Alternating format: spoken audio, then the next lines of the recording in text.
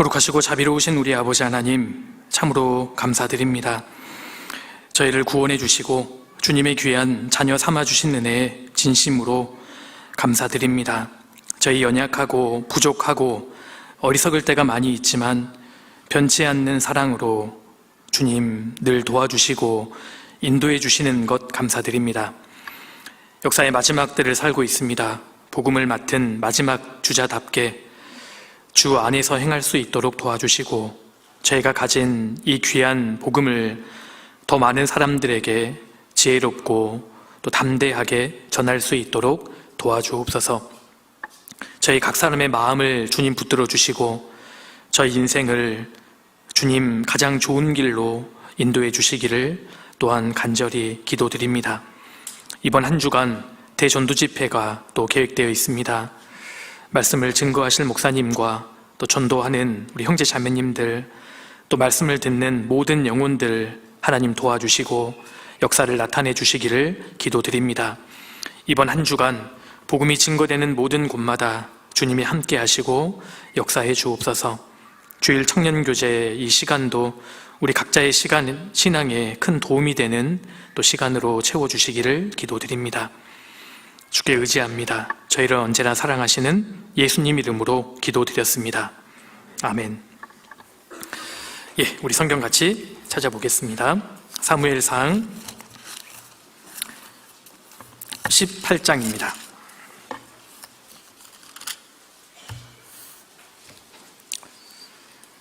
사무엘상 18장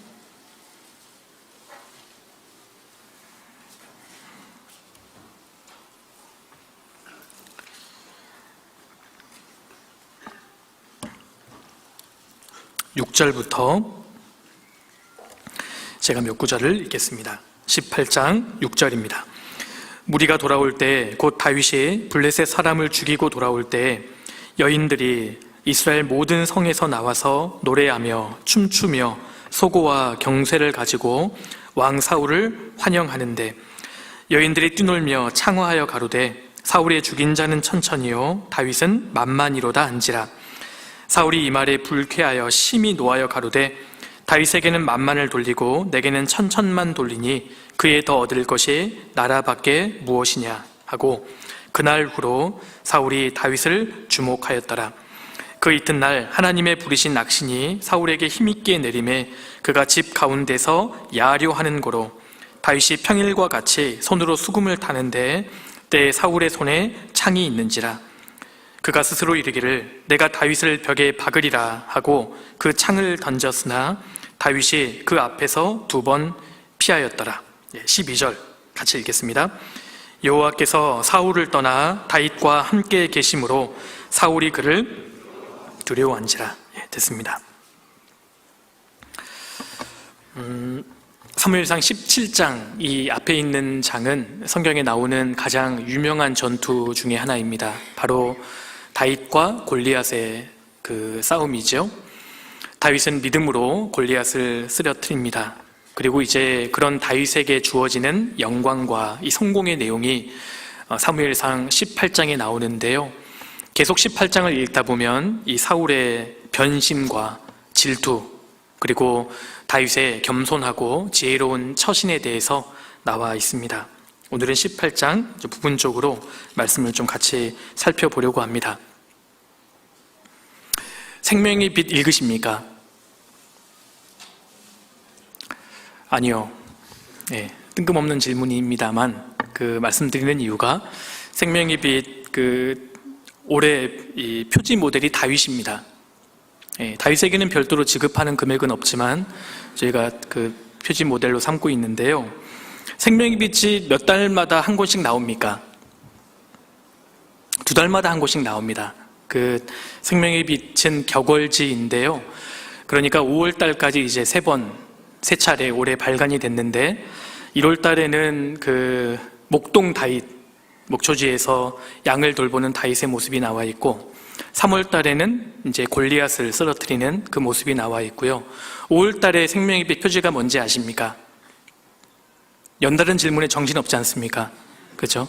사울이 다윗을 향해 창을 냅다 던지는 그런 내용이 그 5월 그 표지 그림입니다.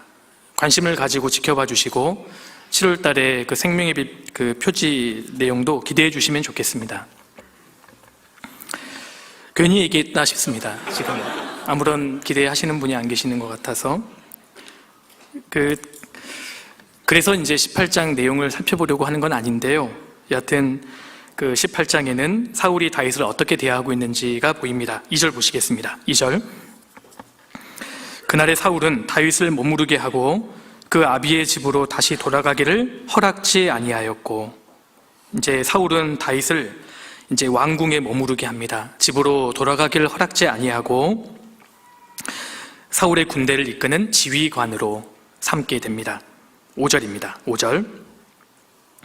다윗이 사울의 보내는 곳마다 가서 지혜롭게 행하매 사울이 그로 군대의 장을 삼았더니 온 백성이 합당히 여겼고 사울의 신하들도 합당히 여겼더라. 이 5절 9절에 사울의 보내는 곳은 전쟁터를 말합니다. 그 당시에는 크고 작은 전쟁이 끊이지 않았기 때문에 사울이 이 다윗을 전쟁터로 투입시켜 본 겁니다. 그런데 다윗은 사울의 보내는 곳마다 가서 지혜롭게 행했습니다. 지혜롭게 행했다는 것은 현명하게 처신해서 전쟁에서 승리했다라는 그 의미를 갖고 있습니다. 다윗은 가는 곳마다 전쟁에서 승리합니다. 이게 무엇을 의미하는 줄 아십니까? 어쩌다가 운이 좋아서 골리앗을 쓰러뜨린 게 아니고요. 계속되는 전투에서 승리했다는 것은 하나님이 정말 다윗과 함께 하신다는 사실이 입증되었다는 뜻입니다.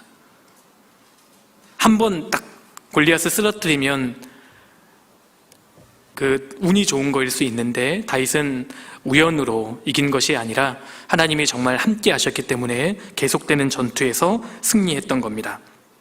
그래서 사울이 그로 군대의 장을 삼았더니 오늘날로 말하면 이제 군대 장관으로 삼은 거죠. 너무 파격적인 인사였기 때문에 뒷말이 나올 법도 한데 그러지 않았습니다. 온 백성이 합당히 여겼고 사울의 신하들도 합당히 여겼더라. 모두가 다윗을 인정했다는 뜻입니다. 여기까지는 사울의 성공이 나오죠. 골리앗을 쓰러뜨린 사울의 성공이 아니라 다윗의 성공. 제가 사울의 성공이라고 하니까 누가 고개를 끄덕이셨거든요. 제가 속은 겁니다. 그렇죠? 다윗의 성공에 대한 내용이 나오고, 그런데 이 다윗에게 순식간에 찾아온 이 성공은 곧 이제 위기로 바뀌어 버리죠. 그의 성공이 위기로 바뀌는 데에는 얼마 걸리지 않았습니다. 6절. 무리가 돌아올 때, 곧 다윗이 블레셋 사람을 죽이고 돌아올 때 여인들이 이스라엘 모든 성에서 나와서 노래하며 춤추며 서고와 경쇠를 가지고 왕 사울을 환영하는데, 당시에는 큰 공로를 세우고 돌아오는 개선 장군을 왕이 직접 나아가서 맞이하는 전례가 있었습니다. 그래서 이제 사울이 직접 다윗을 맞이하기 위해서 나아가는데, 7절에 여인들이 뛰놀며 창호하여 가로되 사울의 죽인 자는 천천히요 다윗은 만만히로다. 이제 이 말이 사울의 마음에 박히게 됩니다. 야, 이 백성들이 나를 지는 태양으로 보는구나. 나보다 다윗을 더 인정하고 있구나. 이 생각이 이제 사울의 마음을 가득 메우게 되는 겁니다. 그래서 8절에 사울이 이 말에 불쾌하여 심히 노하여 가로되 다윗에게는 만만을 돌리고 내게는 천천만 돌리니 그에 더 얻을 것이 나라밖에 무엇이냐 하고 사울이 불쾌하여 심히 노했습니다. 불쾌하여 심히 노했다는 이 히브리 단어가 가슴 속에서 분노가 폭발했다라는 뜻입니다. 그러니까 지금 이 사울은 엄청난 분노에 휩싸이게 된 겁니다. 이때부터 사울은 다윗을 대하는 태도가 완전히 달라지죠. 9절. 그날 후로 사울이 다윗을 주목하였더라. 이때부터 사울은 질투심에 가득한 눈으로 다윗을 일거수일투족 주시하기 시작합니다. 이때부터 사울은 이제 다윗을 색안경을 끼고 바라보기를 시작했다는 겁니다. 나이를 계산해 보면은요, 사울의 나이가 다윗보다 적어도 40살이 많습니다. 그리고 사울은 한 나라의 왕이에요. 일국의 왕이 이제 막 장교가 된 다윗을 질투하고 있다는 겁니다. 사람이 질투하기 시작하면 시기심으로 가득하게 되면 그 인생이 굉장히 비참해지기 시작합니다. 한번 생각해 보십시오. 사울 입장에서요, 다윗과 같은 부하가 있다면 얼마나 좋은 일이에요. 얼마나 든든하고 안심이 되겠습니까? 그런데 질투심에 사로잡히니까 이 사울의 마음이 좁아지기 시작하고 편협해지기 시작합니다. 이때부터 사울은 다윗을 든든한 부하 장수로 바라보는 것이 아니라 자기의 자리를 위협하는 역적으로 바라보기 시작하죠. 질투심이라는 감정은 아주 무서운 감정입니다. 시기, 질투, 이 감정은 마귀가 사용하는 대표적인 감정이에요. 다른 사람과 자신을 비교하기 시작하고 열등감에 사로잡히고 또 질투하게 되면 그 사람은 마귀에게 쓰임받을 가능성이 많아집니다. 사실 우리가요, 나의 적을 어디에 두느냐에 따라서 내 인생의 향방이 완전히 바뀌어 버립니다. 사울의 적이 누구죠? 블레셋이에요. 그런데 이때부터 사울의 주적이 블레셋이 아니라 다윗이 되어버립니다. 이때부터 사울의 인생은 악취가 나기 시작하고요, 아주 비참해집니다. 이런 면에서 정말 대조적인 삶을 사는 사람이 물론 다윗입니다. 다윗은 자신의 적이 누군지를 명확하게 알았던 사람이죠. 한번 찾아보실까요? 사무엘상 17장입니다. 17장 28절.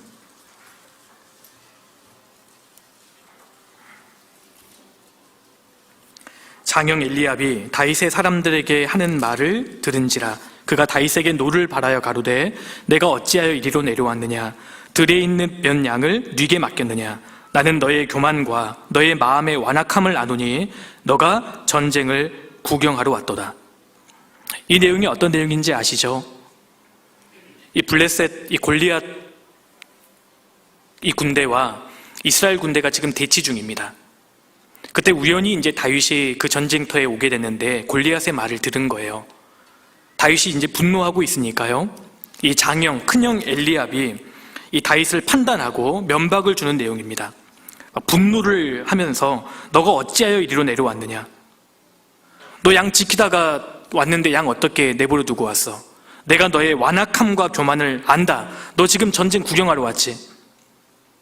잘 알지도 못하면서 그것도 많은 사람들 앞에서 지금 다윗을 판단하고 정죄하고 있는 것 아니겠습니까?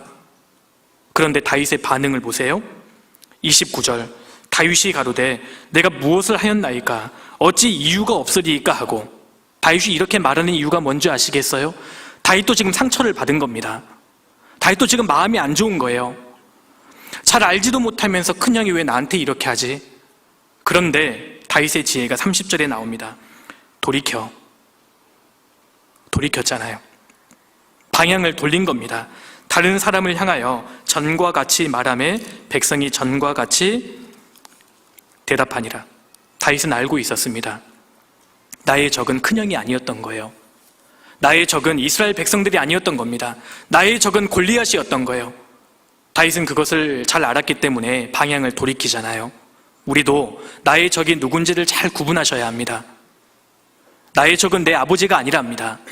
나의 적은 내 어머니가 아니고 형제 자매님들이 아니에요.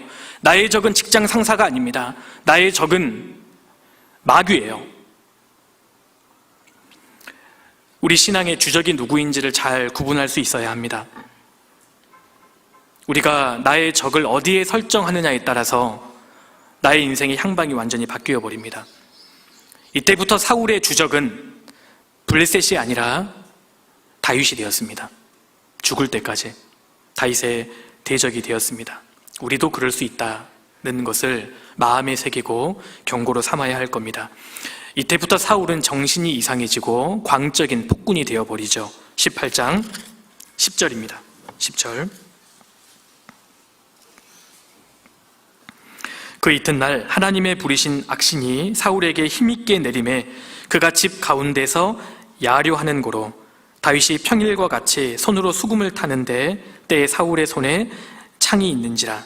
그가 스스로 이르기를 내가 다윗을 벽에 박으리라 하고 그 창을 던졌으나 다윗이 그 앞에서 2번 피하였더라. 여기에서 막간 퀴즈 들어갑니다. 하나님의 부리신 악신이 마귀일까요? 천사일까요?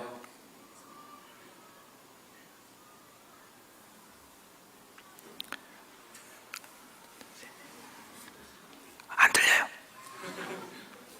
마귀, 예, 그렇죠. 마귀입니다. 마귀. 하나님이 부리신 악신이라는 말은 하나님의 통제 아래 있는 악령, 악신이란 뜻입니다. 사실 마귀도 하나님의 허락하심 가운데 역사하고 있는 거잖아요. 천사가 어떻게 악신이겠습니까? 그렇죠? 이것은 그 마귀를 가리킵니다. 사울의 마음이 시기와 질투로 가득 차게 되니까 이제 대놓고 악신이 힘있게 역사하게 된 겁니다. 사울이요, 그가 집 가운데서 야료하는 고로, 야료는 정신없이 떠드는 겁니다. 정신착란적인 증세를 보이면서 혼잣말을 중얼거리는 것을 말합니다. 그런 왕의 마음을 진정시키기 위해서 다윗은 수금을 연주하고 있었는데, 그런 다윗을 죽이기 위해서 사울은 창을 던집니다. 몇 번 던졌습니까? 2번 던졌습니다. 2번 창을 던졌다는 것은 죽이기로 작심했다는 뜻입니다. 즉흥적으로 한 번은 던질 수 있잖아요. 2번 던졌다는 것은 진짜 죽이려고 했다는 뜻입니다. 작심했습니다. 이처럼 질투라는 감정은 아주 무서운 감정입니다.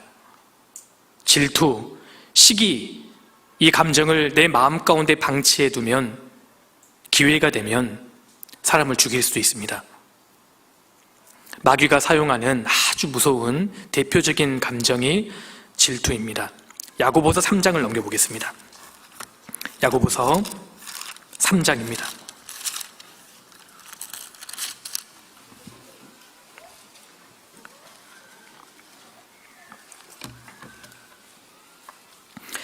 야고보서 3장 14절.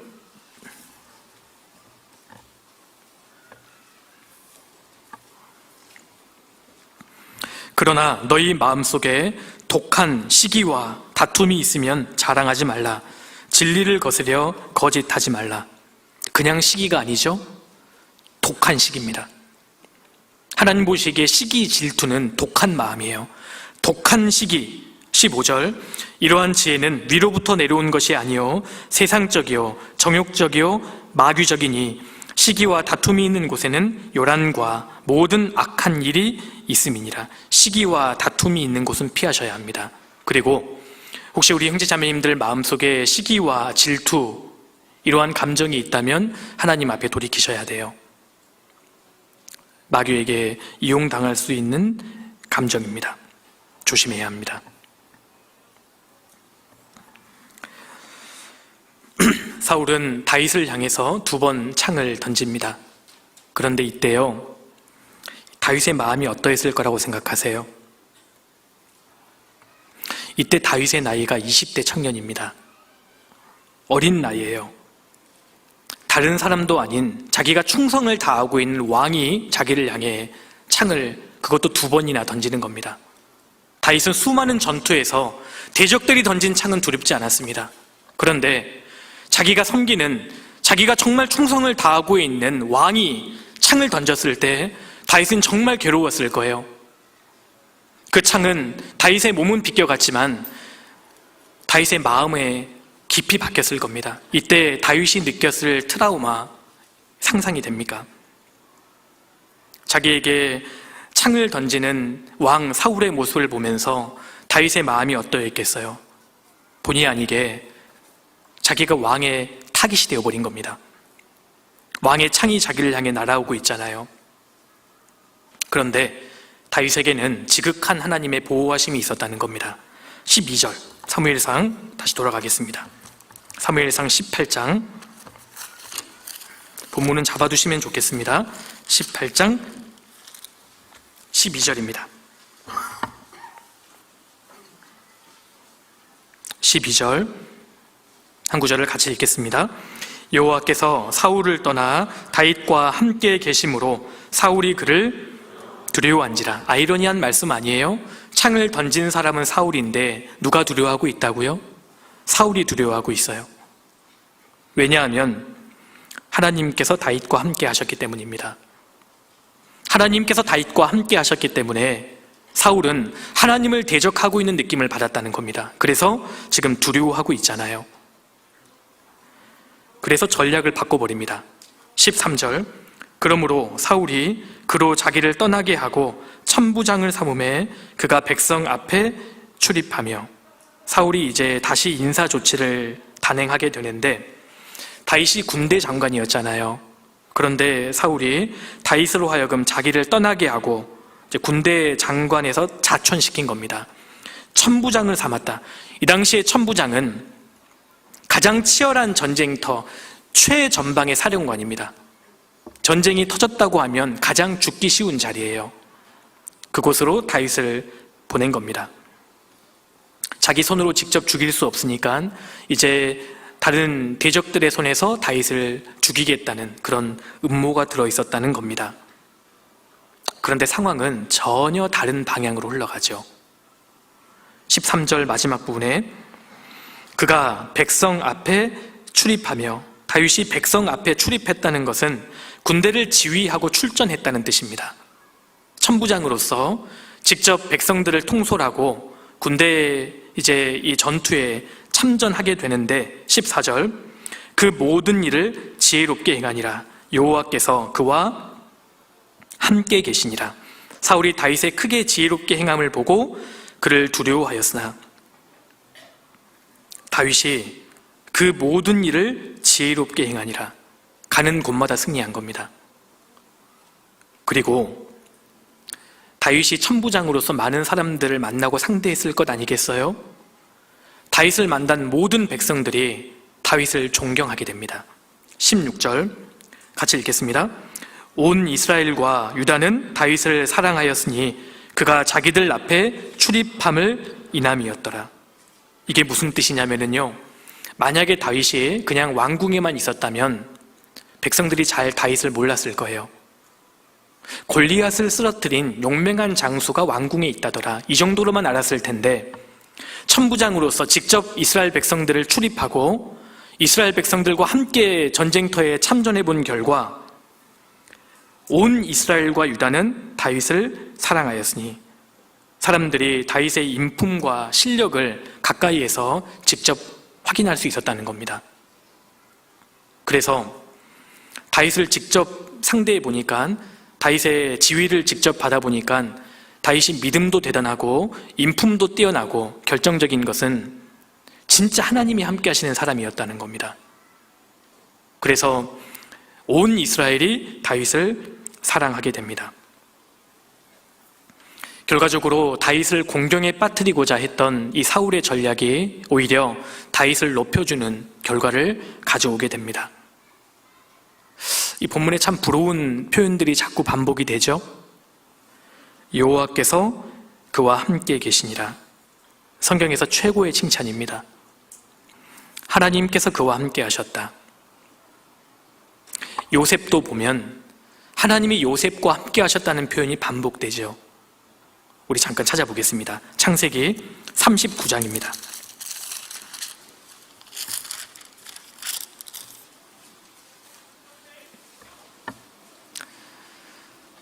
창세기 39장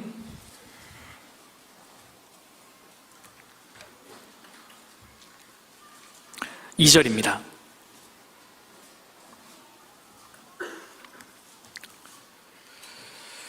지금 요셉이 노예로 애굽에 팔려간 장면이지 않습니까? 그런데 최고의 칭찬이 나와요. 2절, 여호와께서 요셉과 함께 하심으로 그가 형통한 자가 되어 그 주인 애굽 사람의 집에 있으니 하나님께서 요셉과 함께 하셨다.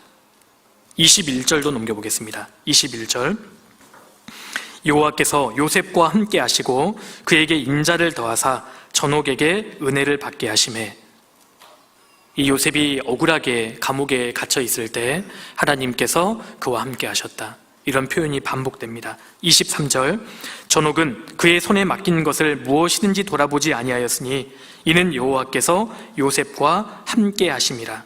여호와께서 그의 범사에 형통케 하셨더라. 하나님이 그와 함께 하셨다. 하나님이 그 사람과 함께 하셨다. 이것보다 더한 칭찬은 없습니다. 하나님께서 함께 하시는 사람은 사울처럼, 보디발의 아내처럼 교활하고 악한 함정이 있어도 그걸 반드시 빠져나옵니다. 그뿐만이 아니라 오히려 그러한 함정을 통해서 하나님은 그 인생을 높여주시고 더 빛나게 만들어주시죠. 사울 같은 사람들이 그 결과 오히려 그 사람을 두려워하게 된다는 겁니다. 오늘 이 사무엘상 18장 이 본문을 보면 다윗을 죽이려고 하는 사울의 음모가 얼마나 교활하고 끈질긴지를 볼 수 있는데, 동시에 다윗을 지키시는 하나님의 손길이 더 끈질기고 더 강하다는 것을 우리가 볼 수 있습니다. 마찬가지로 우리를 넘어뜨리려고 하는, 우리를 해하려고 하는 마귀의 간궤가 정말 교활하고 끈질기지만 우리를 지키시는 하나님의 손길이 훨씬 크다는 것을 우리가 볼 수 있습니다. 우리가 이것을 믿어야 합니다. 시편 138편 넘겨보겠습니다. 시편 138편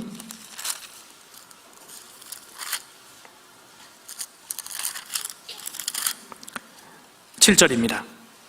시편 138편 7절, 다윗의 고백입니다. 7절, 내가 환난 중에 다닐지라도 주께서 나를 소송케 하시고 주의 손을 펴사 내 원수들의 노를 막으시며 주의 오른손이 나를 구원하시리이다. 8절 같이 읽겠습니다. 여호와께서 내게 관계된 것을 완전케 하실지라. 여호와여, 주의 인자하심이 영원하오니 주의 손으로 지으신 것을 버리지 마옵소서. 내가 환난 중에 다닐지라도 주께서 나를 소송케 하시고 주의 손을 펴사 내 원수들의 노를 막으시며 주의 오른손이 나를 구원하시리이다. 주께서 나의 관계된 모든 것을 완전케 하실 것이다. 이것이 다윗의 고백입니다. 우리 주변에 얼마든지 사울과 같은 사람들이 있을 수 있습니다. 교활하고 이중적이고 포악한 사람들이 있을 수 있습니다. 우리를 넘어뜨리려고 하는 대적의 간궤가 정말 교활하고 끈질기다 할지라도 우리를 지키시는 하나님의 손이 훨씬 더 크고 강하셔요. 우리가 이것을 믿어야만 합니다. 이것은 다윗의 고백이었고 동시에 우리의 고백입니다.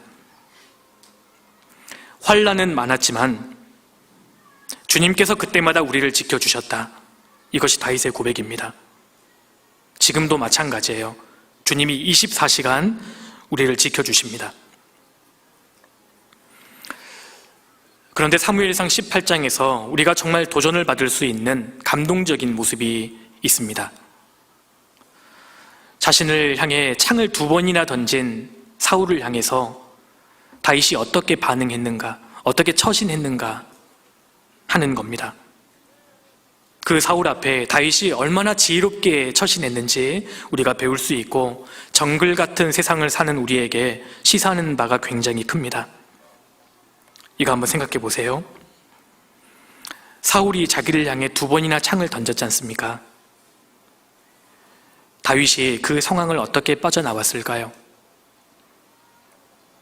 그 창을 피한 다윗이 어떠한 모습으로 빠져나왔을 거라고 생각하십니까? 성경에는 자세히 나와 있지 않지만 틀림없이 다윗은 아무 말 하지 않았을 거예요. 악신에 들려서 정말 부당하게 자기를 질투하고 죽이려고 하는 그 왕 앞에서 한마디의 항의의 말도 하지 않았을 겁니다. 다윗은 겸손하게 그 자리를 빠져나왔을 겁니다.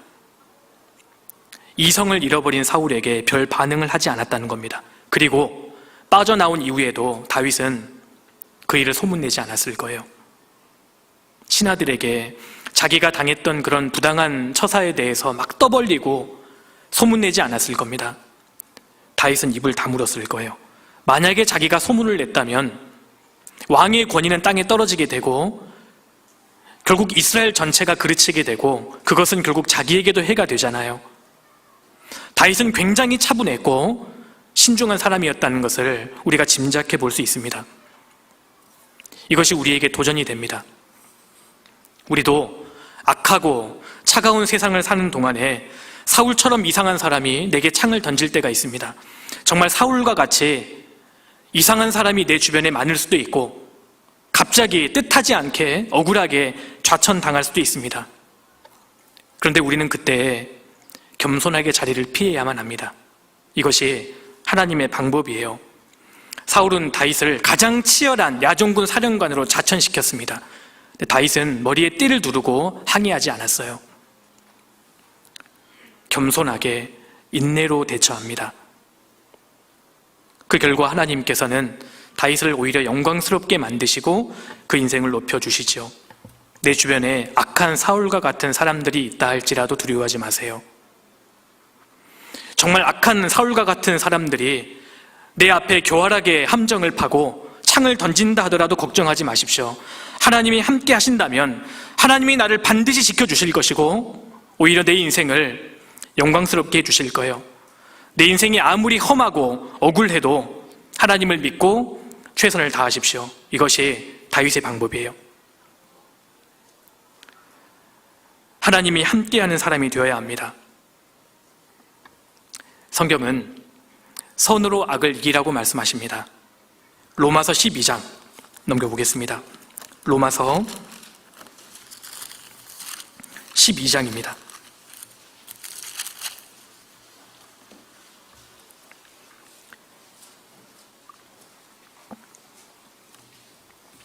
로마서 12장 17절입니다.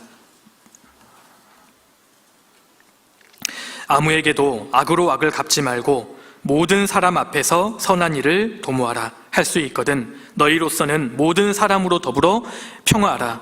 내 사랑하는 자들아, 너희가 친히 원수를 갚지 말고 진노하심에 맡기라. 기록되었을 때 원수 갚는 것이 내게 있으니 내가 갚으리라고 주께서 말씀하시니라. 내 원수가 줄이거든 먹이고 목마르거든 마시우라. 그리함으로 내가 숯불을 그 머리에 쌓아 놓으리라. 같이 읽겠습니다. 악에게 지지 말고 선으로 악을 이기라.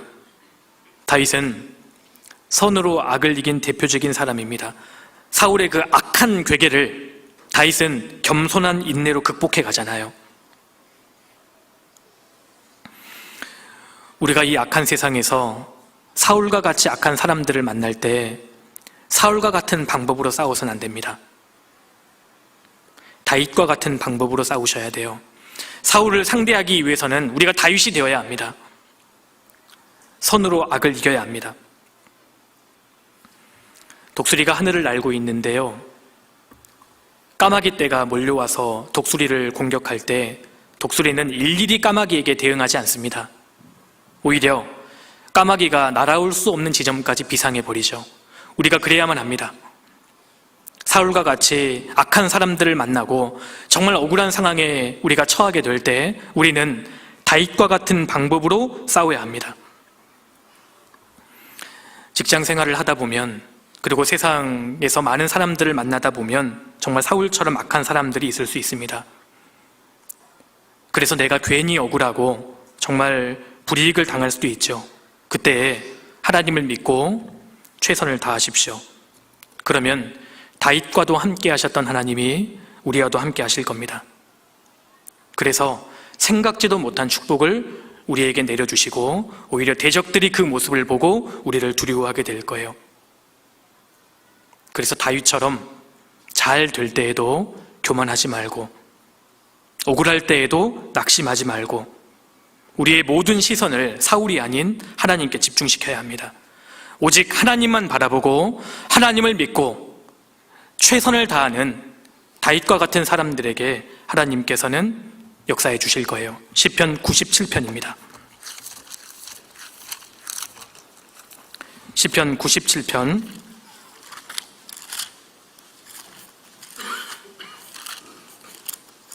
9절입니다. 시편 97편 9절.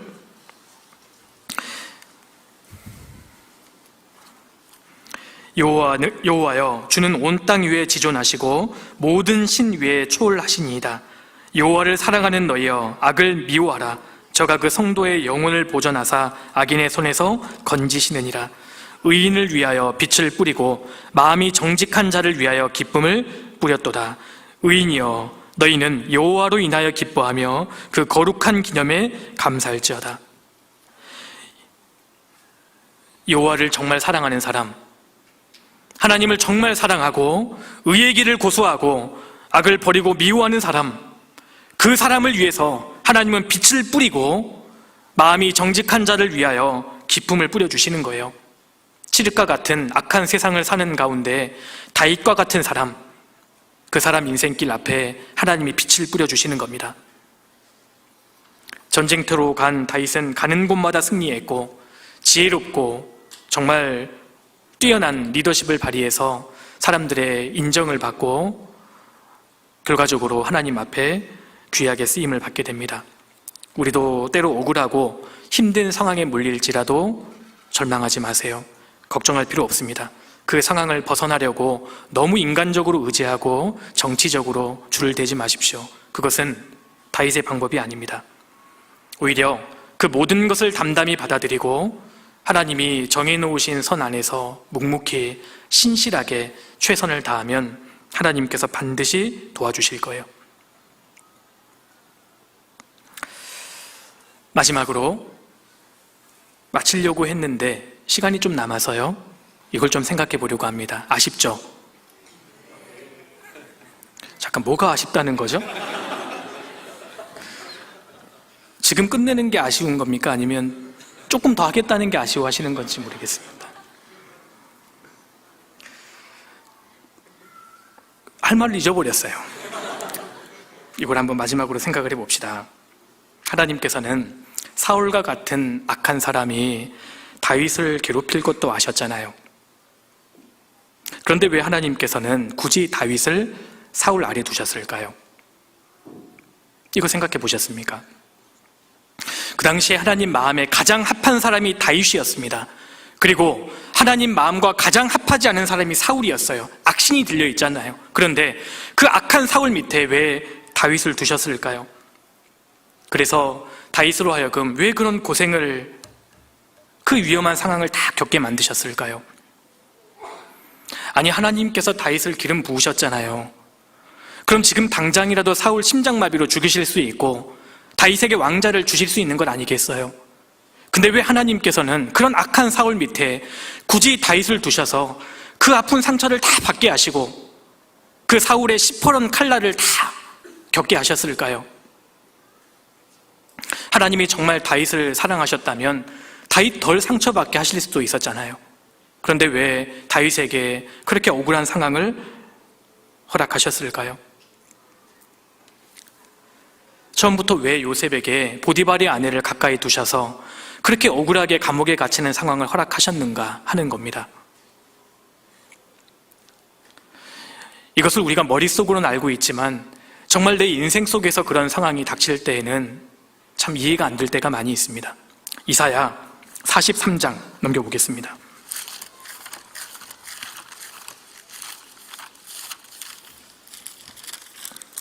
이사야 43장 2절입니다.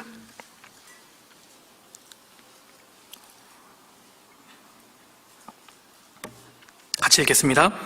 내가 물 가운데로 지날 때에 내가 함께 할 것이라. 강을 건널 때에 물이 너를 침몰치 못할 것이며 내가 불 가운데로 행할 때에 타지도 아니할 것이요 불꽃이 너를 사르지도 못하리니. 굉장히 힘이 되는 말씀입니다. 그런데 때로는 이해가 안 될 수 있습니다. 내가 물 가운데로 지날 때에 내가 함께 할 것이라. 아니, 처음부터 물 가운데로 들어가지 않게 하실 수 없으셨을까? 왜 굳이 물 가운데로 들어가게 하셔서 내가 너와 함께 할 것이라 이렇게 말씀하시는 걸까요? 강을 건널 때에 물이 너를 침몰치 못할 것이며, 아니, 처음부터 강을 건너는 상황을 안 주실 수도 있지 않습니까? 그 험난한, 그 위험한 강을 내 인생 가운데 건너게 하시고 물이 너를 침몰치 못할 것이다. 왜 이렇게 말씀하시냐 그 말입니다. 내가 불 가운데로 행할 때에도 타지도 아니할 것이요 내 인생 가운데 불을 경험하지 않게 하실 수도 있었잖아요. 그 악한 사람 좀 내게 거리를 유지케 하실 수도 있었잖아요. 그런데 왜 하나님 굳이 내 인생에 불 가운데로 통과하는 시간들을 허락하셔서 타지도 아니할 것이요 이렇게 말씀하시는 걸까요?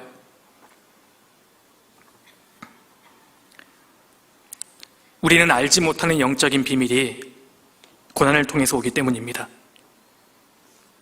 고난을 통해서만 하나님이 주실 수 있는 은혜가 있는 겁니다. 고난을 통해서만 우리 안에 제거될 수 있는 더러운 것들이 있고, 고난을 통해서만 우리에게 가르쳐 주시고자 하는 지혜가 있고 고난을 통해서만 우리가 배울 수 있는 감사가 있는 거예요. 목마르지 않은 사람이 어떻게 물의 소중함을 알겠어요? 물 가운데 통과해야만, 불 가운데 들어가야만 하나님이 내게 알려주시고자 하는 은혜가 있고 감사가 있는 겁니다. 그래서 하나님께서는 때로는 내 인생에 사울과 같이 정말 악한 사람을 옆에 두실 때가 있고, 보디발의 아내 곁에 나를 두실 때가 있고, 정말 깊은 수렁을 내 인생 앞에 두실 때가 있다는 겁니다. 고난을 통해서 하나님의 은혜를 절절하게 느끼게 하시는 하나님의 뜻이 있다는 겁니다. 그래서 하나님께서는 하나님이 극심하게 사랑하는 자녀들에게 고난을 주셔요.